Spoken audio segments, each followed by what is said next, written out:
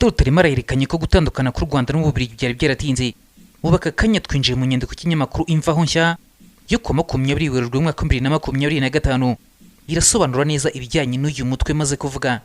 Nimujye kuri yanjye tubane kandi ubwo nyine nabahaye ikaze. Iyi nyandiko ni ibitekerezo bya Tito Rutaremara, ni inararibonye muri politiki akaba n'umuyobozi w'urwego ngishwanama rw'inararibonye z'u Rwanda. Inyandiko iragira iti Ababiligi baratwanga ariko batwanze kuva kera bataratubona. Mu nama zabaye guhera mu mwaka w'igihumbi 1884 kugeza mu mwaka w'igihumbi 1885 i Berlin, abazungu bigabanyije Afurika ku rupapuro bakurikiza umurongo. Ababiligi bahawe igice cy'u Rwanda batazi abo banyarwanda, gusa icyo bari bazi nuko bari babonye abandi banyafurika bagiye gukoresha uburetwa bakabica urubozo nk'uko bari bamaze kubikorera abanyekongo, aho bari bamaze kwica bageze kuri miliyoni 10 z'abanyekongo. Ariko ababiligi bataraza ngo barebe igice cyabo cy'u Rwanda bafite, bohereje abasirikare b'Ababiligi n'abanyekongo ishangi, abanyarwanda bajya kurwana nabo. Ariko kuko Ababiligi bari bafite ingabo zifite imizinga bica ingabo nyinshi z'u Rwanda, muri zo bishemo umutware mukuru wa Rwabugiri witwa Bisangwa bya Bigombi turi n'ubu turabibuka. Mu mwaka w'igihumbi 1910 nibwo Ababiligi n'Abadage bagabanye badakurikije umurongo wo ku rupapuro bari barakoresheje mu nama ya Berlin, bashyiraho imipaka dufite ubu. Ababiligi igice bari bafashe bahereye ko bakuraho abatware bayoboreraga umwami w'u Rwanda, bashyiraho ababo muri icyo gice bari bafite. Ariko Ababiligi batangiye kutwica cyane mu ntambara y'isi ya mbere, kuko intambara y'isi yatangiye mu mwaka w'igihumbi 1914. Abadage bari mu Rwanda hamwe n'ingabo z'abanyarwanda baratsindwa.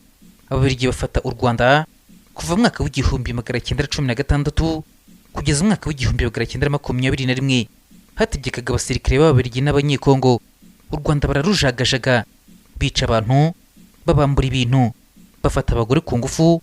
Niho haturutse ijambo gufaringa, bakubita abanyarwanda ibiboko nk'uko babikoraga muri DRC, babwira umuntu ikintu atagikora bagatangira kubaca amaboko nk'uko babikoraga muri Kongo. Ibihugu byari byatsinze intambara y'isi byaturagije Ababiligi ngo babe aribo badutegeka nk'indagizo. Ababiligi rero baratangira basenya igihugu cyacu, batwambura ubwigenge bwacu, basenya umuco wacu, baradusenya nk'igihugu, batwambura Imana yacu bazana iyabo, batangira kwigisha amacakubiri mu gihugu kugira ngo dutangire kurwana twe ubwacu, badutegekesha igitugu, bazana akazi k'uburetwa, bazana ikiboko, bazana ibi byose twigeze kuvugaho mbere kugeza kuri jenoside yakorewe Abatutsi. Ababiligi bishe intwari zacu z'ingenzi zo mu biyaga bigari, barimo Rudahigwa, Rwagasore na Lumumba. Urebe ubugome bwabo uko bishe Lumumba. Lumumba barabanje baramutorotira, bamukorera iyicarubozo kugeza apfuye. Amaze gupfa umubiri we bawushyira muri aside kugira ngo hatazagira ikiboneka. Naryo ryinyo bagaruye nirikoze mu byuma, inyuma hariho zahabu. Uritwa yibwiraga ko abonye zahabu, niryo babitse. Bari baraciye Musinga mu Rwanda n'Abiru. Mu mwaka w'igihumbi 1959 kugeza mu mwaka w'igihumbi 1962 Ababiligi bari bataratanga ubwigenge. Ababiligi nibo bafatanyije na Parlement gukora jenoside y'Abatutsi zakozwe icyo gihe. Ubundi Ababiligi twari tuzi ko ari abanyabwoba, ariko ntabwo twari tuzi ko ari indyarya. Ababiligi baje batabaye Habyarimana bari hamwe n'abazayirwa n'Abafaransa, babonye bikomeye bazingutwa bo barataha, basiga inyuma abazayirwa n'Abafaransa. Aho imishyikirano yarusha irangiriye, Ababiligi bohereje abasirikare babo benshi baza muri Minwari, bafite intego yo kuza gufasha Habyarimana ngo azabone uko ashyiraho leta ahuriyemo na FPR. Aho abanyapolitiki ba FPR n'ingabo 600 baziye muri CND. Ingabo z'Ababiligi nizo zahawe inshingano zo kubarinda ngo badasohoka cyangwa ngo bagire ibyo binjiza, ndetse bakajya babaherekeza ku murindi ngo barebe ko ntabyo bakurayo. Ariko ubwo bwabo aho bwirekaniye, nk'uko twabivuze muri Twitter yabanje, ubwo abasirikare ba Habyarimana baturosagaho mu Gatsata, abana ba RP bakava mu modoka bakajya mu miferege bakarwana nabo. Ababiligi bo bahise biruka basubire Byumba, ariko abana bacu baratabara barabanesha. Ahandi berekaniye ububwa ni igihe Ababiligi 10 bicwaga, umwe akavamo akarwana ariko hakabura n'umwe umutabara mu bari Kigali. Warwanaga nawe agira aho yicwa. Ahandi hubwa kandi huzuyemo ubugome bw'indengakamere, naho basigiye abajepe n'interahamwe abantu barenga 3000 bari barinze kuri Eto Kicukiro, maze bakicwa bo bigendeye. Uburyarya bwabo Minisitiri w'Intebe wawe yarikoze aza gusaba imbabazi u Rwanda mu izina ry'Ababiligi, kandi ubwo leta yabo iri guca inyuma igafasha interahamwe muri Kongo, bari no kwakira interahamwe nkuru bagahabwa n'ubwene gihugu bw'Ababiligi. N'ejo bundi bashakaga kudufatira ibyemezo, maze bakajya badusekera, ariko bagaca inyuma bagakora ubukangurambaga mu bihugu 27 bya EU ngo badufatire ibyemezo. bo bakatwereka ko atari bo ari byo bihugu byabikoze, ariko u Rwanda ntirwemera ubwo buryarya ruti ibyo mwadufashaga nimubigumane mwikwihisha inyuma ya EU.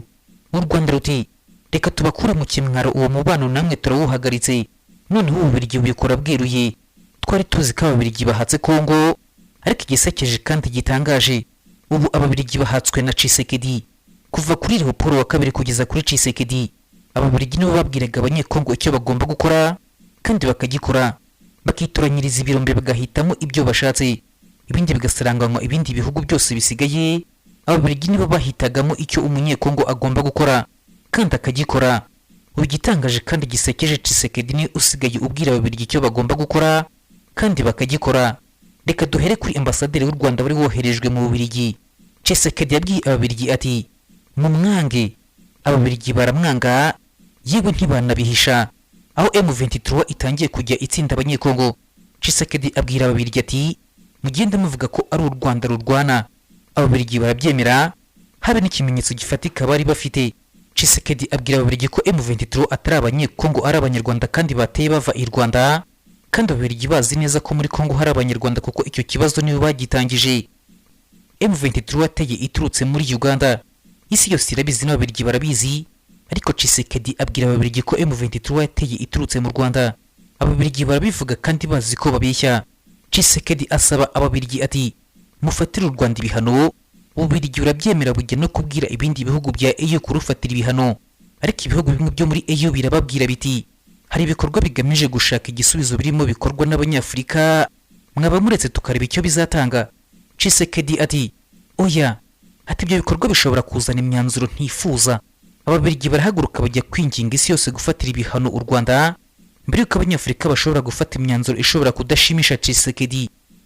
Iyi nyandiko irakomeza yibaza ikibazo kigira kiti ubutumwa bwo hirya no hino bwakorwaga bute, maze ikibazo kigasubizwa kiti Tshisekedi yabwiraga Patrick Muyaya akandika bishishikariza Minisitiri w'Ububanyi n'Amahanga w'Ababiligi Maxime Prévost, akabutwara mu bihugu hose avugira Tshisekedi. Mbese Minisitiri w'Ububanyi n'Amahanga w'Ababiligi Maxime Prévost yirebeye nk'awa mwana utwara nka za mpapuro zimwe zo kwiposta. Minisitiri w'Ububanyi n'Amahanga w'Ababiligi Maxime Prévost niwe wagiye utwara ubutumwa bwa Tshisekedi bwanditswe na Muyaya, akabutwara mu bihugu byinshi byo ku isi ngo bifatire ibyemezo u Rwanda. Nibyo perezida yavugaga ngo nta soni bagira gusaba ibihugu byose ngo bifatire ibihano u Rwanda. Agahugu gato ngahe nguko ni nako nsoje kandi mashimira, reka dusubire ubutaha.